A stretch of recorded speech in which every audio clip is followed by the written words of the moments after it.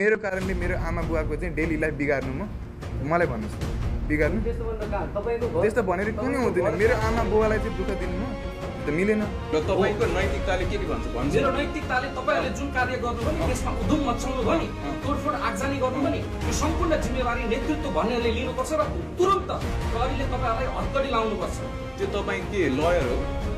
म एउटा देशको जिम्मेवार व्यक्ति कसरी जिम्मेवार तपाईको क्वेशन नै यो इरेस्पोन्सिबल क्वेशन कसरी इरेस्पोन्सिबल कसरी रेस्पोन्सिबल तपाईले नेतृत्व लिएपछि तपाई जिम्मेवार बन्नु पर्दैन जिम्मेवारीको लागि छानबिन आयोग गठन भएको छ कि छैन तपाईले म तपाईले के बोल्नु भएको भन्नुस् त यत्रो पत्रकार तपाईले बोल्न आउँदैन रहेछ हैन एउटा प्रश्न के क्वेशन गर्नु भएको तपाईको नैतिकताले यो देश आज जुन स्थानमा छ नि तपाईहरु जस्ता अराजक व्यक्तिहरुले गर्दा कुन आधारमा भन्नु कुन आधारमा यत्रा तोडफोड आगजनी यत्रा तोडफोडको लागि छानबिन आयोग गठन भएको छैन जिम्मेवार तपाई बन्नुपर्छ मलाई चाहिँ म अक्युज हो भनेर एउटा प्रश्न किन होला हो भन्नु त कसरी तपाई नेतृत्वकर्ता भनेर आइराख्नु पर्छ संसारमा सत्ता भनेको जित्नेले चलाउने चाहे त्यो आन्दोलनबाट जित्नेले होस् चाहे त्यो मतदानबाट जित्नेले होस् हैन चुनावबाट जित्ने होस् तख्तापट गरेर जित्ने होस् या मतदानबाट चुनावी प्रक्रियाबाट जित्ने होस् सत्ता जित्नेले चलाउने हो हैन यो संसारको वर्ल्ड वाइड नियम हो यो रुल हो तर आज जेएनजीको सरकार बन्यो भनेर भनिरहँदा जेएनजीका प्रतिनिधिहरू खै तपाईँहरू खै मन्त्री भयो तपाईँहरूका प्रतिनिधि खै मन्त्री भयो बारबारा समता उहाँको मन्त्रालयमा के भइरहेको छ यहाँ अब यस्तो भयो यो कुराको बारेमा चाहिँ मैले हिजो पनि भने सडकको तातो सडकको गर्मी चाहिँ मन्त्रीमण्डलमा जानै पर्छ त्यसमा दुईमा छैन जुन अस्ति 4 जना सिफारिस हुने हो कसले उहाँलाई सिफारिस गर्नुभयो र उहाँ जेएनजी हो कि होइन त्यो नभइकन सडकको चाहिँ आज मन्त्रीमण्डलमा हुनै पर्छ भनेको सडकमा पार्टिसिपेसन गरेको पात्र क्याबिनेटमा हुनुपर्छ जस्तो मेरो एउटा प्रश्न छ तपाईँहरूको आन्दोलन चाहिँ हात्ती आयो फुस्छ भनेर भनेको चाहिँ मान्छेहरू जस्तो ढाल्नुपर्ने देउबाको त्यो चाहिँ दम्ब थियो ओलीको दम्ब थियो तर जल्यो सिंहदरबार संसद भवन संस्थागत गर्न सक्नु भएन तपाईँहरूले तपाईँहरूको आन्दोलनमा भन्ने आरोप छ तपाईँहरू त्यसलाई कसरी जस्टिफाई गर्नुहुन्छ होइन यस्तो हेर्नुहोस् अब त्यतिखेरको एजेन्डा भनेको चाहिँ एक्ज्याक्टली सरकार ढाल्ने भन्ने थिएन है अब के भयो क्रान्ति त आयो जेएनजीको आन्दोलनबाट आयो दोस्रो दिन सबैजना पुरा नेपाली सहभागी यो क्रान्ति चाहिँ जेएनजीको आन्दोलनबाट आएको हो तर यो क्रान्ति सबैको मेरै साथीहरू जो पोलिटिक्समा चाहिँ इन्ट्रेस्टेड थिएन उहाँहरूले चाहिँ अहिले तपाईँको संविधानको किताब ब्यागमा बोकेर हिँड्नुहुन्छ धारा भनिदिनुहुन्छ मैले सोद्धाखेरि पनि धारा भन्नुहुन्छ भनेपछि यो लेभलको चाहिँ पोलिटिकल लिट्रेसी यो राजनीतिमा ज्ञान चाहिँ यतिसम्म डेभलप भएको छ 1 महिना 32 यो नेपाली जनता एज अ होलले मिलेर चाहिँ ल्याएको हो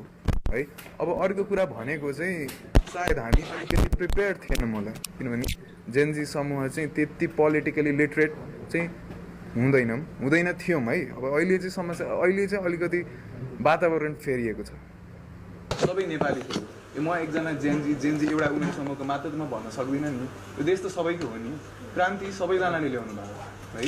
अब त्यसमा चाहिँ यो आन्दोलन चाहिँ अझ पनि नदेखिएला आगो चाहिँ तपाईँको उत्तिकै बाँकी छ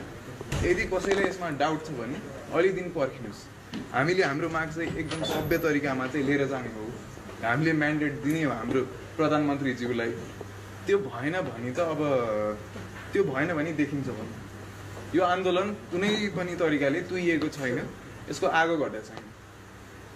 र त्यो घट्नुको सट्टा हामी चाहिँ के गरिरहेछौँ अहिले भन्दाखेरि जति पनि च्याउसरी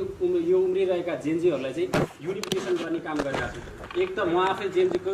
लगभग 100-150लाई नेतृत्व दिएर चाहिँ म अगाडि बढिरहेको छु अघि उहाँले भन्नुभएको थियो उहाँको सहायक भनेर म सहायक होइन म सडकमा लडेर भोलिपल्टको पहिलो दिन सडकमा नेतृत्व गरेर संयोग युवालाई चाहिँ पुलिसको अगाडि चाहिँ आत्मसमर्पण गर्न लाएर संयोग युवालाई बचाएर आएको म डक्टर मान्छे डक्टर पेसा छोडेर यसरी क्रान्तिमा होमेको मान्छे अब उहाँले मिरजहरू कहाँ हुनुहुन्छ भनेर भन्दै हुनुहुन्थ्यो एकजना थ्रेट आएपछि हामी सबै त लुकेर बस्दैनौँ नि त आउने त सडकमा आयौँ नि त सडकमा आयौँ बचाउन सक्ने हाम्रो युवा साथीहरूले हाम्रो भाइहरूलाई बचायौँ सेकेन्ड दिन कहाँ थियौँ भन्दाखेरि सेकेन्ड दिन घुसपेट भएपछि हामी बचाउनतिर लाग्यौँ रातको भाटभटिनी सोध्नु होला कसले बचायो भनेर त्यहाँ सबैले डाक्टर विश्वासले त्यो भाटभटिनी बचायो भनेर भनेनन् भने फेरि आएर मलाई प्रश्न Have you ever wanted to... Well, now you can't. I'm about to show you how. first get on soon. So यो भनेको एउटा गुड स्टार्ट हो सुरुमा हामी थोरै चुक्यौँ तर अब चाहिँ चुक्ने छैन के गरिरहेछौँ कसो गरिरहेछौँ कहाँ लानु छ बटम लाइन के हो भन्ने कुरामा हामी यस्तो क्लियर छौँ कि यति क्लियर जिन्दगीमा म केहीको बारेमै भएको छैन अब बाहिर निस्केको छौँ देश बनाएरै